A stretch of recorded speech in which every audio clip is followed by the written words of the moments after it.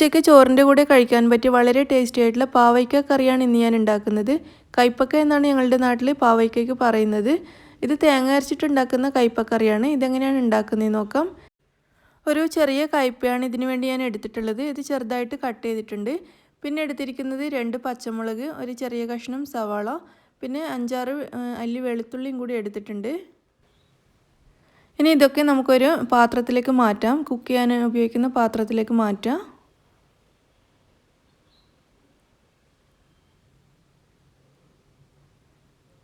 ഇതിലേക്ക് 1 ടീസ്പൂൺ വരെ മുളക് പൊടി ചേർക്കാം. 1/2 ടീസ്പൂൺ വരെ മഞ്ഞൾപ്പൊടി,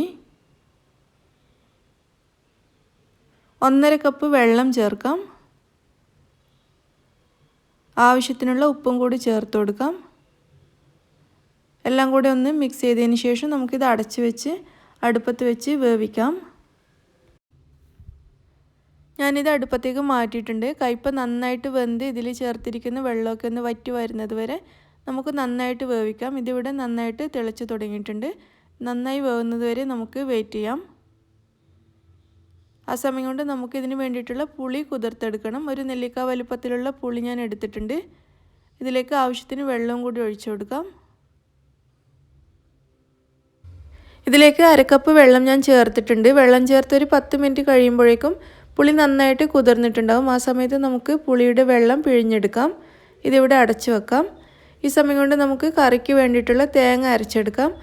അതിനുവേണ്ടി 1/2 കപ്പ് തേങ്ങയാണ് ഞാൻ എടുത്തിട്ടുള്ളത്. ഈ തേങ്ങ നമുക്ക് മിക്സിയുടെ ഒരു ജാറിലിട്ട് നന്നായിട്ട് അരച്ചെടുക്കാം. വെള്ളം മാത്രം ചേർത്താൽ മതി, മറ്റൊന്നും ഈ തേങ്ങയിലേക്ക് ചേർക്കണ്ട. ഒരു 1/4 കപ്പ് വെള്ളം ഞാൻ ഇതിലേക്ക് ചേർത്തിട്ടുണ്ട്. ഇത് രണ്ടും കൂടെ നന്നായിട്ട് അരച്ചെടുത്തിട്ടുണ്ട്. നല്ല പേസ്റ്റ് പോലെ അരയണം. ഈ തേങ്ങ നമുക്കിവിടെ അടച്ചു വെക്കാം. കയ്പ്പ ഇവിടെ നന്നായിട്ട് വെന്തിട്ടുണ്ട്. ഇത് ഞാൻ അടുപ്പത്ത് വെച്ചിട്ട് ഏകദേശം 15 മിനിറ്റ് ആയിട്ടുണ്ട്. ഒരു മീഡിയം ഫ്ലെയിമിലായിരുന്നു വെച്ചിട്ടുണ്ടായിരുന്നത്. വെള്ളമൊക്കെ കുറേ വറ്റി കയ്പ്പ നന്നായിട്ട് വെന്തിട്ടുണ്ട്. ഇതിലേക്ക് നമ്മൾ അരച്ചു വെച്ച തേങ്ങ ചേർക്കാം. ഈ ജാറിലേക്ക് ഒരു 1/2 കപ്പ് വരെ വെള്ളം ചേർത്തിട്ട് അതും ഈ കറിയിലേക്ക് തന്നെ ഒഴിക്കാം. നന്നായിട്ട് മിക്സ് ചെയ്തെടുക്കുക. എന്നിട്ട് നന്നായിട്ട് തിളച്ച് തേങ്ങയും കയ്പ്പയും നന്നായിട്ട് മിക്സ് ആകുന്നത് വരെ നമുക്ക് വെയിറ്റ് ചെയ്യാം. ഇതിവിടെ തിളച്ച് തുടങ്ങിയിട്ടുണ്ട്.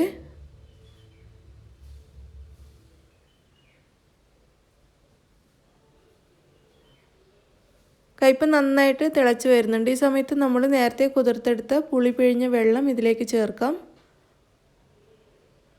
അത് ചേർത്ത് ഒന്നുകൂടി മിക്സ് ചെയ്തെടുക്കുക.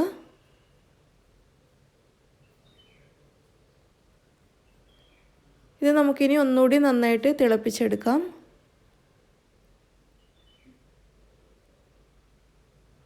കറി നന്നായിട്ട് തിളച്ച് വന്നിട്ടുണ്ട്.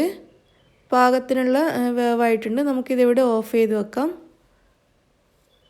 ഇനി നമുക്ക് ഈ കറി ഒന്ന് കാച്ചിയെടുക്കണം. അതിന് വേണ്ടിയിട്ട് ഒരു ചെറിയ പാൻ അടുപ്പത്ത് വെച്ചിട്ടുണ്ട്.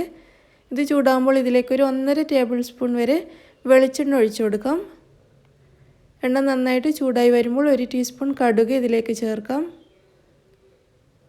കടുക് നന്നായിട്ട് പൊട്ടി വരുന്നുണ്ട്.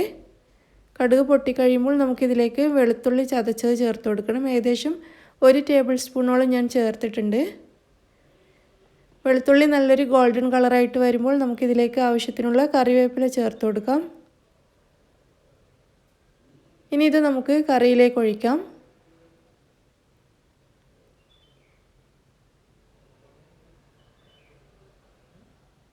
അല്പം കറി ഈ കാച്ചിയ പാത്രത്തിലേക്ക് ഒഴിച്ചിട്ടൊന്ന് തിരിച്ചൊഴിച്ചു കൊടുക്കാം.